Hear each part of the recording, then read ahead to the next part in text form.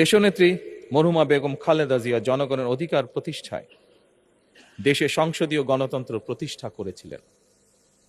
সংসদীয় গণতন্ত্রকে প্রাতিষ্ঠানিক রূপ দিয়েছিলেন।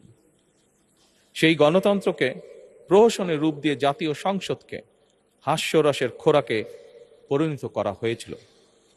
দেশে তাবিদারি শাসন শোষণ কায়েম করা হয়েছিল।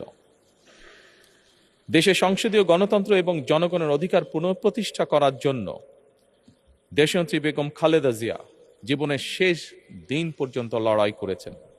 জীবনে কখনোই স্বৈরাচার কিংবা ফ্যাসিবাদের সঙ্গে আপোষ করেননি।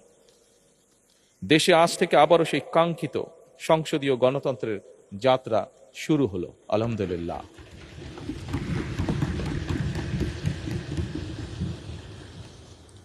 সংসদীয় রাজনীতি প্রতিষ্ঠাতা খালেদা জিয়া দেশ এবং জনগণের সাফল্যে এই শুভ মুহূর্তটি দেখে যেতে পারেননি।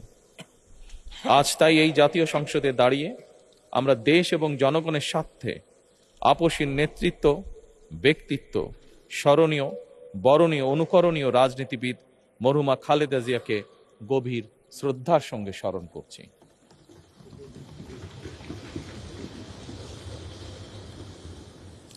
সম্মানিত সংসদ সদস্যবৃন্দ, দেশে বহুদলীয় গণতন্ত্রের প্রবক্তা এবং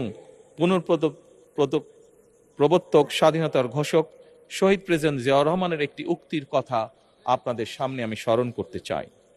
তিনি বলেছিলেন, জনগণই যদি রাজনৈতিক দল হয় তাহলে আমি সেই দলেরই আছি।